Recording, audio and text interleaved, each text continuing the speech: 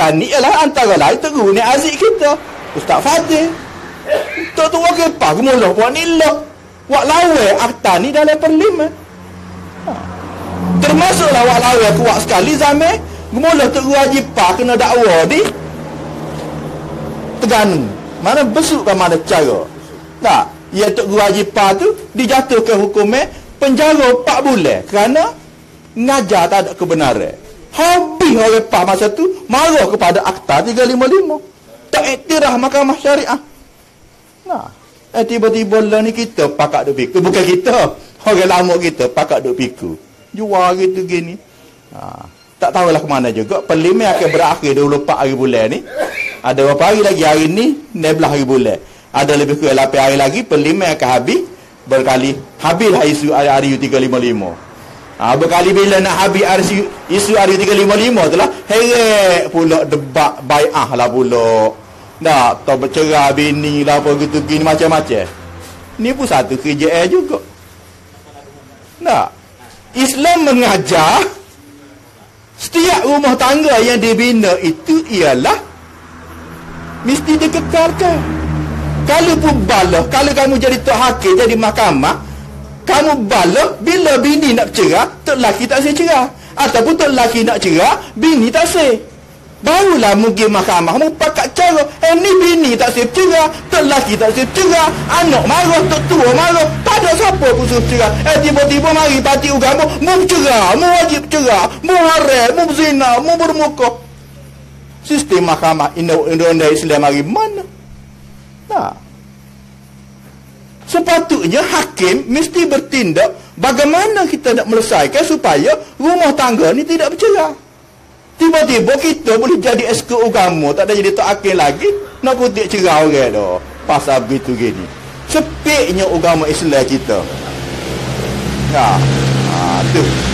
Awak panjang tu kalau nak panjang kena tanya lepas pada ni lah. Itulah hamba rasa 2-3 perkara yang hamba nak sebut malam ni nya sebagai pembukaan. Kalau nak detail tu tuan-tuan pakak tanya lepas pada ni lah pula. Nah, hamba nak influence kepada datuk kita pula untuk seterusnya. Aku qali haza astaghfirullah li wa lakum. Wassalamualaikum warahmatullahi wabarakatuh. Ada selagi sambung datuk ni apa nama ni ustaz tiba ini dia adalah bekas qadi.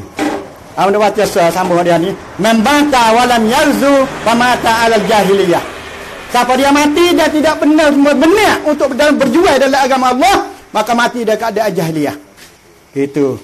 Ustaz ni ada seorang bekas qadi. Dia bekas qadi dan dia ni memang seorang yang alim jugalah. Beruntung juga kita dapati amanah negara kerana ada orang yang semacam ni, semacam.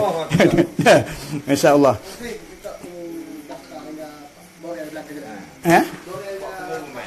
Borang parti amanah kita ada di belakang. Siapa dia tak isi lagi. Boleh buat daftar. Daftar pemilih dah. Dia ada di belakang borang dah. Seterusnya kita nak jemput hadok gagal dalam Facebook. Siapa dia? Datuk Rahim menggelarkan seorang dia sama dengan 10. Walaupun ada individu tidak setuju. Tidak setuju. Seorang lawan 10. Dah. Dan pernah berlaku sama Rasulullah dulu, Saidina Umar. Dia minta kepada ketua tentera, minta 4 orang atas orang. Apabila ditanya kenapa atas orang, maka dia jawabnya seorang ni sama ni apa? Artinya boleh berlaku.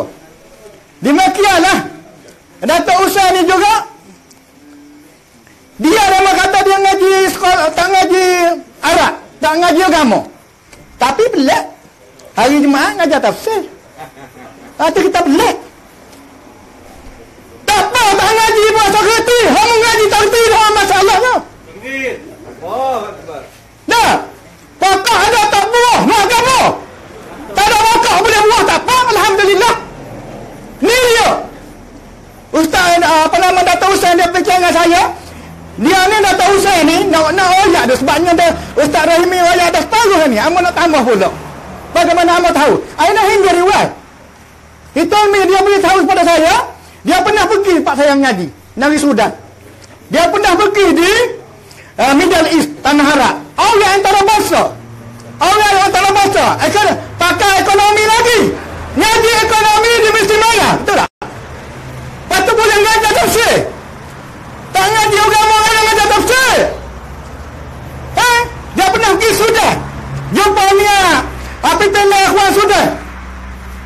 Hasan Turabi dan sebagainya dah. Dia pernah pergi di England. Jumpa apa nama Kalam Sadiqi. Dan baru balik daripada US. And he promised me to bring me together to the state. Ya? Dia tolong. Dia bilang pada saya dia nak pergi pulak ke Amerika. Dia nak bawa Ustaz Mak pergi ke Amerika. Betulnya saya ada keluarga saya di New York. Don't forget Datuk, bring me along together with you to the state. InsyaAllah sekarang saya dengan segala hormatnya menjemput dan mempersilakan Datuk